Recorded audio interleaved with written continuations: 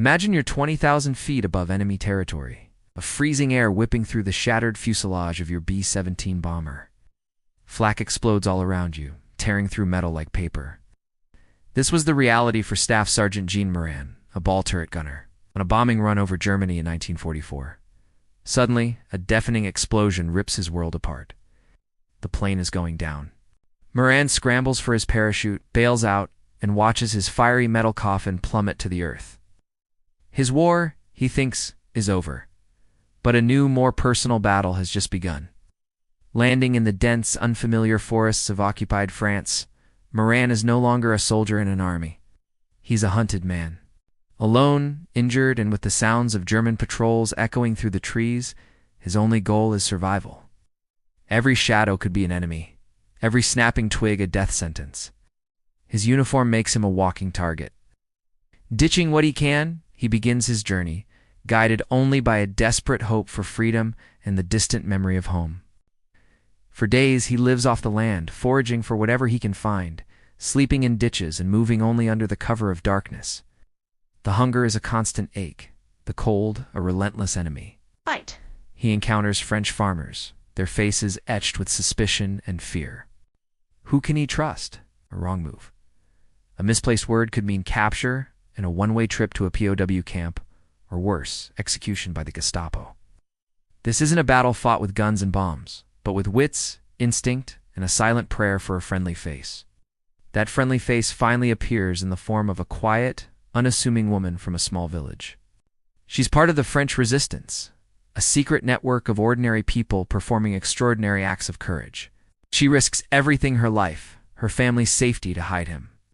Moran has moved from one safe house to another, a hidden attic, a secret cellar, a barn smelling of hay and livestock. He learns to live in the shadows, to hold his breath when Nazi patrols march down the street just feet away. Each close call is a heart-stopping moment, a roll of the dice with his life. The resistance provides him with forged papers, civilian clothes, and a new identity. He's no longer Gene Moran, American airman. He's now a deaf-mute French laborer, a role he must play perfectly. The slightest slip, a single word of English, could betray him. He joins a small group of other downed airmen, a band of brothers from different squadrons, united by a common enemy and a shared dream of reaching the neutral safety of Spain.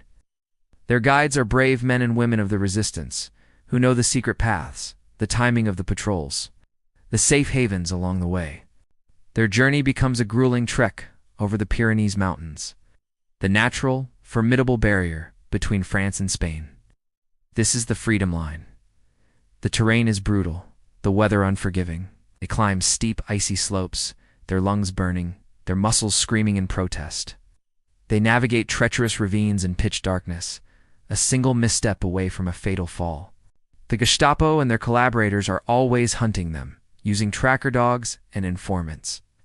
More than once, they have to freeze, hidden behind rocks, as the beam of a German flashlight sweeps just over their heads.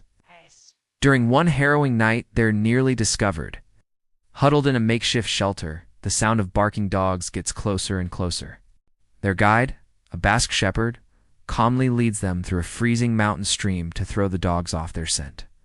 They march for hours in the icy water, their feet numb, their bodies shaking uncontrollably from the cold. But they keep going.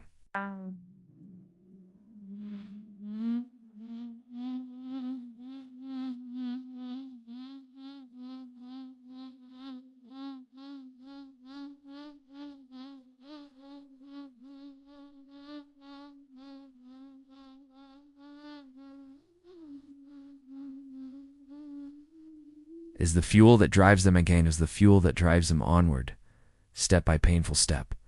Finally, after weeks of evasion and a brutal mountain crossing that pushes them to the absolute limit of human endurance, they see it.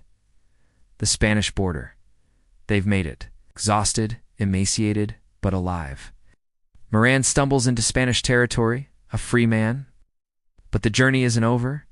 He's passed 2 British diplomats in Spain, who arranged for his clandestine transport to Gibraltar, and from there, a flight back to England.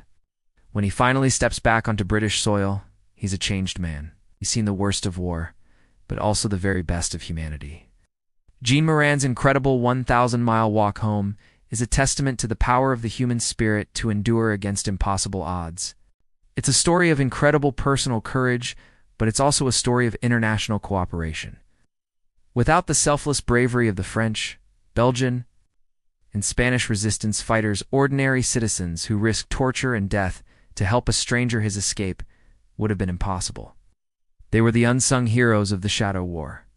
These stories of evasion and escape are a crucial part of the history of World War II. They remind us that even in the darkest of times, acts of courage, compassion, and defiance can light the way home. The story of men like Gene Moran isn't just a war story. It's a powerful reminder of the unbreakable will to be free. Thanks for watching. If you found this story of survival and heroism as inspiring as I did, please hit that like button and subscribe for more incredible true stories from history. See you next time.